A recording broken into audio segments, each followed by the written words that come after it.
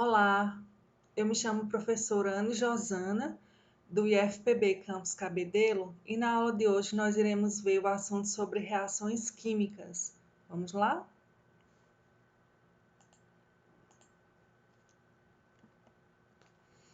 O assunto de reações químicas é um assunto extremamente importante e interessante a gente ministrar, e principalmente ao realizar uma aula no laboratório de química, porque nós temos condições de realizar diversos tipos de experimentos, experimentos que liberam gases, experimentos que mudam de cor, experimento que há formação de precipitados, outros que o recipiente ele aquece, ele esfria. Então é um assunto bem interessante, né, para os alunos e para o entendimento também dos assuntos que virão posteriormente, né? Principalmente aqueles assuntos que estão relacionados a cálculo estequiométrico e propriamente dito a fisicoquímica, né?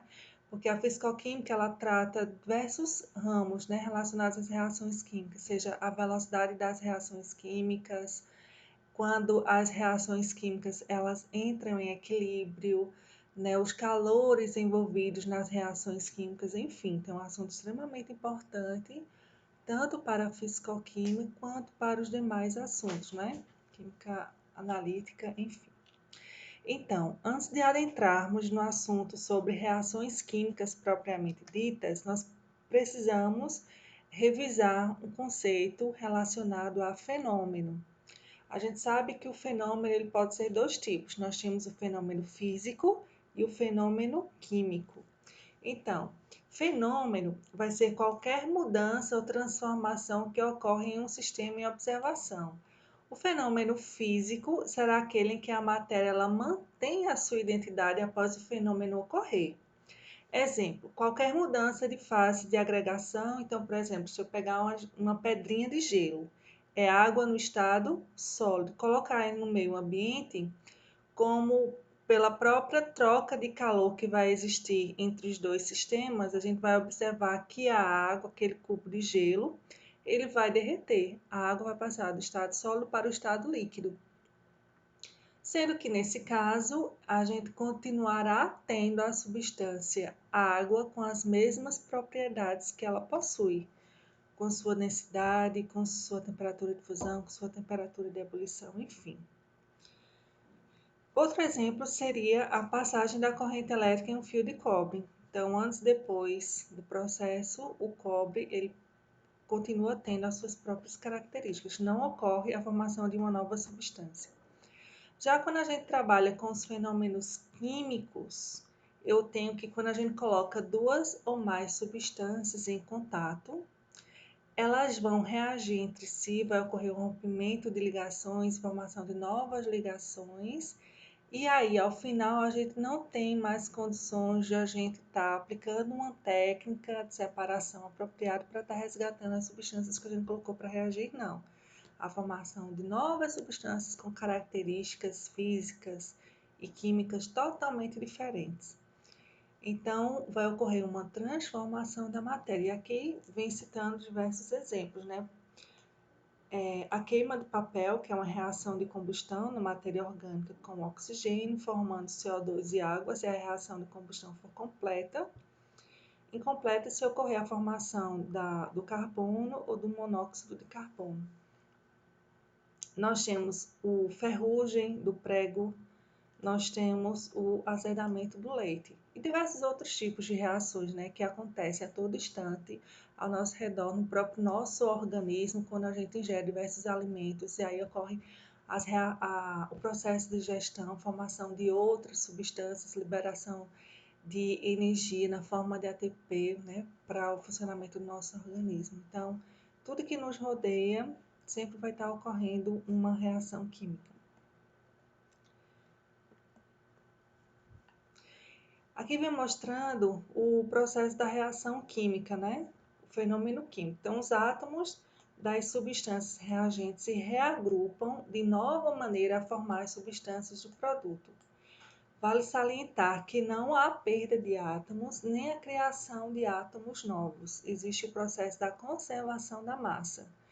Então, essa reação aqui nós temos 2 mols de hidrogênio gasoso, né, reagindo com 1 mol de gás oxigênio, formando 2 mols de moléculas de água. Então, é necessário que essas moléculas elas estejam vibrando em um determinado grau de agitação térmica, que o choque entre elas seja um choque efetivo em uma posição favorável, de forma que as ligações químicas elas sejam rompidas e haja a formação de novas ligações químicas, de novos compostos. No caso aqui, eu tinha hidrogênio e oxigênio no início e ocorreu a formação da água, né? Então, vale salientar que existe uma diferença quando ocorre uma reação química e quando ocorre simplesmente uma mistura, né? A gente precisa estar atento a essa diferença. Quando nós temos misturas homogêneas e heterogêneas, os componentes da mistura eles não reagem entre si. Por exemplo, quando eu misturo água e óleo, quando eu misturo água e álcool etílico, água e acetona. Nesse caso aí, as substâncias elas não vão reagir, eles não vão ocorrer, não vai ocorrer a formação de uma nova substância. Aí eu consigo aplicar uma técnica de separação de mistura adequada e está resgatando as substâncias que foram colocadas inicialmente lá na mistura, né? Já nas reações químicas, não vai ser possível mais obter as substâncias iniciais por uma técnica de separação de mistura, porque ocorre a formação de novas substâncias. As equações químicas. Então, as equações químicas, elas são a forma matemática da gente estar expressando as reações químicas. Vejam, antes da seta nós colocamos os nossos reagentes. A seta ela vai indicar para a gente que vai estar ocorrendo uma transformação química e lá ao lado direito nós teremos os produtos da nossa reação. Exemplo aqui, nitrogênio gasoso reagindo com hidrogênio gasoso formando a amônia, que é o nosso produto. Então, os reagentes serão nitrogênio e hidrogênio. E produtos, nós temos a amônia. As equações químicas, elas também devem fornecer para a gente o quê? O estado físico, que é a substância, ela vai estar presente lá no meio reacional. Então, G significa que ela vai estar no estado gasoso, V de vapor, L líquido, S sólido. E aqui vai indicar que a molécula, o composto, enfim, ele vai estar dissolvido em água, né, formando uma solução aquosa. A gente irá também observar que, ao lado da substância, se a setinha estiver para cima, vai indicar que aquela substância formada, ela vai se desprender do meio reacional, porque ela vai estar presente no estado gasoso. A setinha para baixo vai indicar que aquela substância ela é insolúvel no meio reacional, ou seja, vai estar ocorrendo a formação de um precipitado, que a gente indica por PPT. E sobre ou embaixo da seta, que indica a transformação, vocês podem encontrar o delta, que vai indicar que aquela reação química ela não vai se processar em temperatura ambiente, ou seja, é necessário calor ou aquecimento para aquela reação se processar. O lambda vai indicar que aquela reação ela só vai se processar na presença de luz, de energia. Cat significa que aquela reação ela necessita de um catalisador para se processar. Geralmente são reações químicas que demoram muito tempo, né? E aí, para você acelerar o processo daquela reação, é necessário você adicionar um catalisador. E o símbolo aqui vai indicar que a reação química ela precisa de uma descarga de energia elétrica para se processar. Aqui vem mostrando uma equação química, né, uma reação química bastante interessante e simples para a gente estar fazendo em casa. Então, em um recipiente, nós vamos colocar o ácido acético, que é o vinagre que a gente tem na nossa casa, que é esse daqui, o ácido acético líquido, né? E no balão, na bexiga, nós vamos estar adicionando o bicarbonato de sódio, que ele é sólido. Então, quando essas duas substâncias elas entram em contato, ocorre a formação de uma reação química, onde vai estar ocorrendo a formação de um sal, que é o acetato de sódio, e de um ácido, que é o ácido carbônico.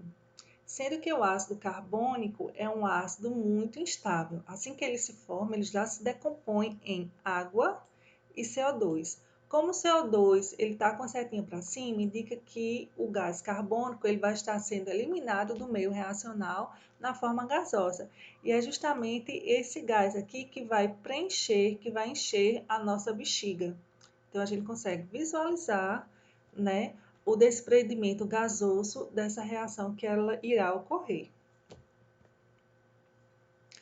Então, as reações químicas elas são expressas por meio das equações químicas, e aí quando a gente vai montar a nossa equação química, ou seja, indicar quem são os reagentes, quem são os produtos, indicar direitinho o estado físico de cada substância, a gente também precisa estar expressando essa equação de forma balanceada. E aí é necessário, se não tiver a nossa equação, é necessário fazer o balanceamento da equação. Então, em uma equação química, a quantidade de átomos de cada elemento químico participante deve ser igual nos reagentes e nos produtos. Para isso, a gente vai acertar aqueles números que ficam antes de cada substância, que a gente chama de coeficiente estequiométrico.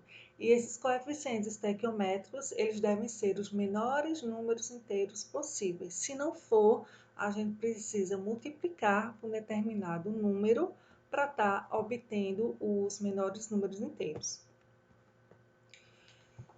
Então, para a gente fazer esse balanceamento das equações químicas, uma das formas muito utilizadas é o método das tentativas.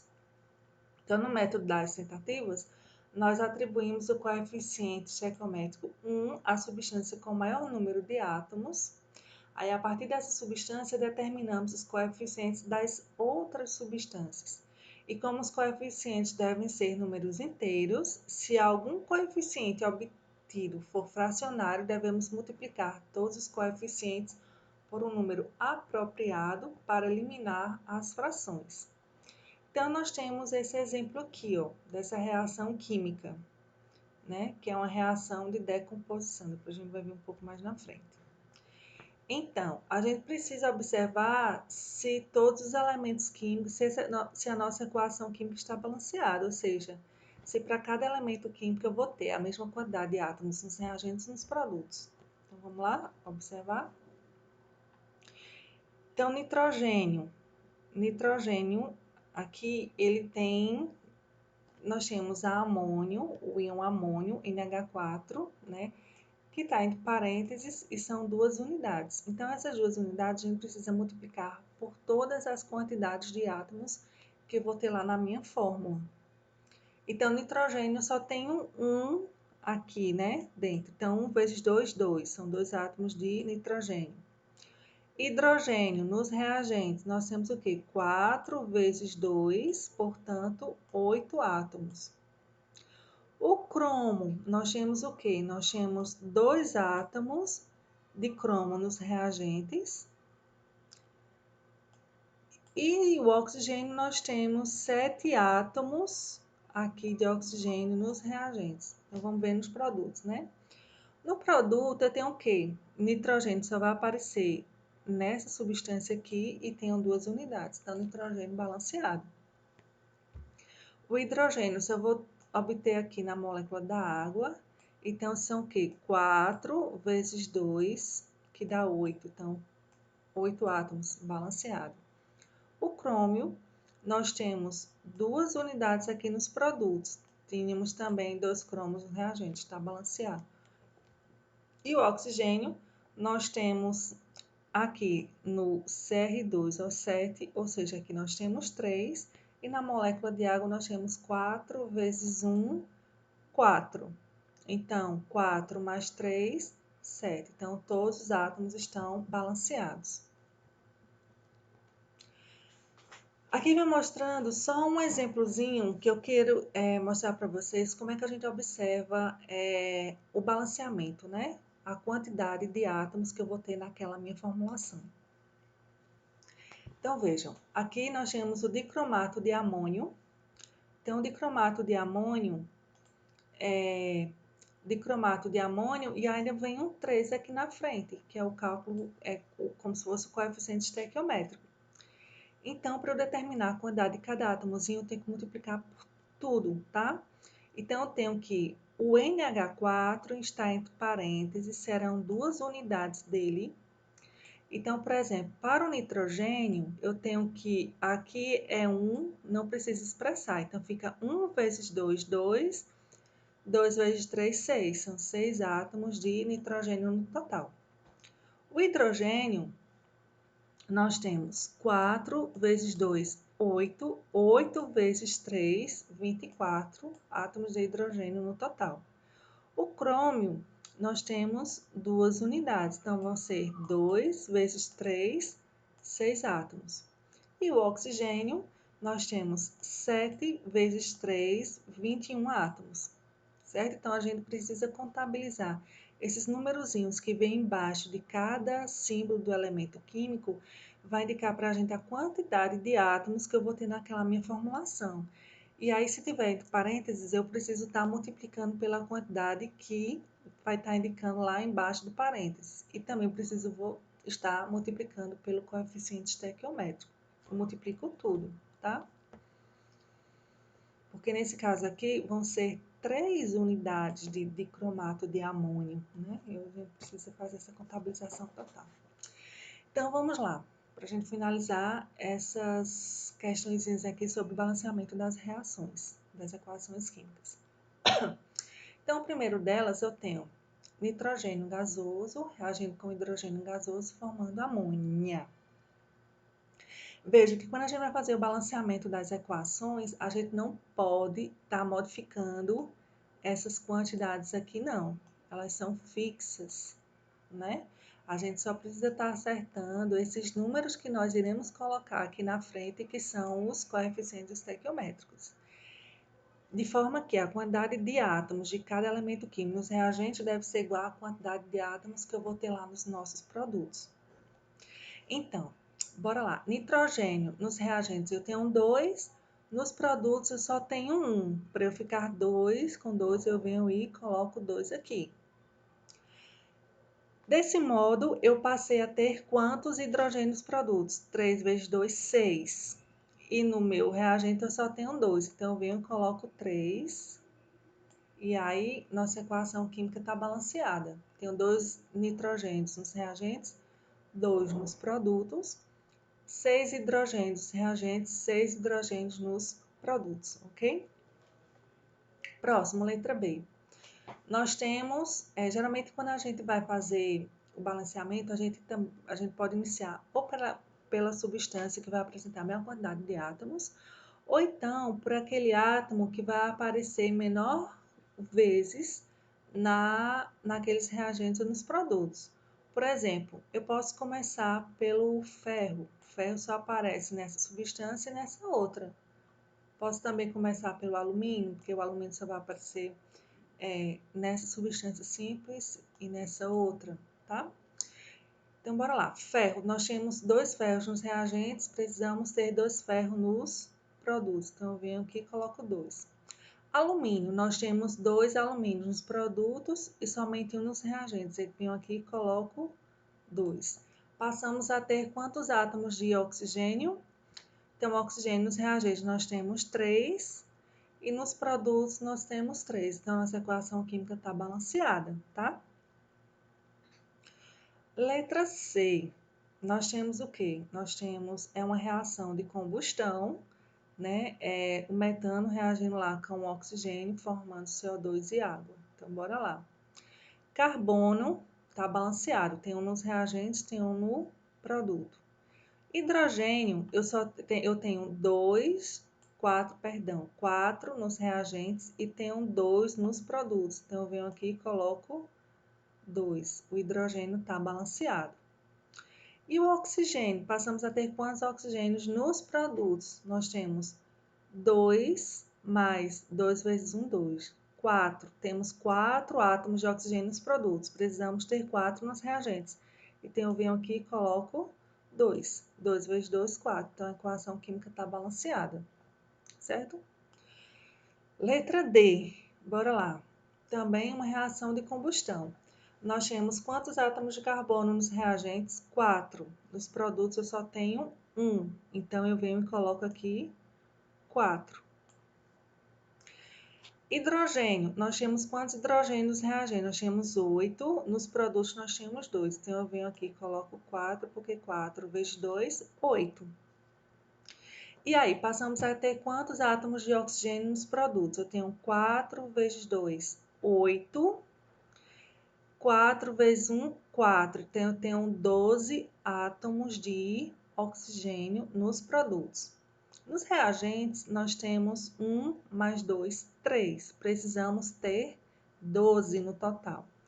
Se eu tenho 1 aqui, então aqui eu preciso ter 11, concordam? Porque 11 mais 1, 12. Então, eu venho aqui e coloco 11 sobre 2.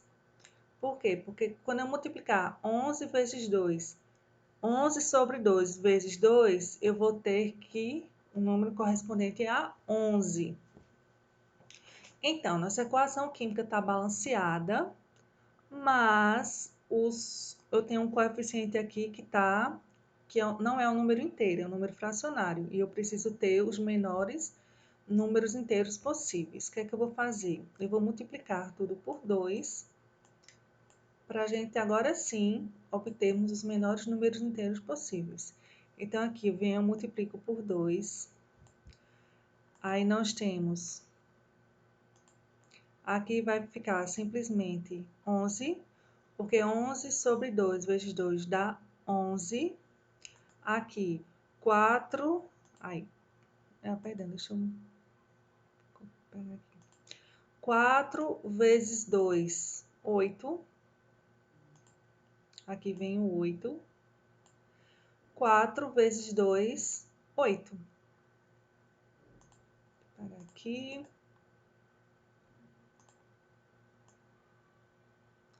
Vamos observar agora se a reação está balanceada. Então, vamos ver. Nós temos 4 vezes 2, 8 átomos de carbono, produtos 8 átomos de carbono. Hidrogênio, nós temos 8 vezes 2, 16 átomos de hidrogênio.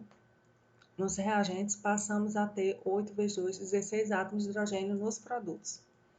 Oxigênio, nós temos 22, 11 vezes 2 dá 22, mais 2, 24. E nos produtos nós temos 8 vezes 2, 16, 16 mais 8, 24. Então, equação química balanceada, ok? Somente pelo método das tentativas. Aqui algumas reações químicas, algumas referências que nós levamos em consideração para a nossa aula. E era isso, espero que vocês tenham gostado e até a próxima.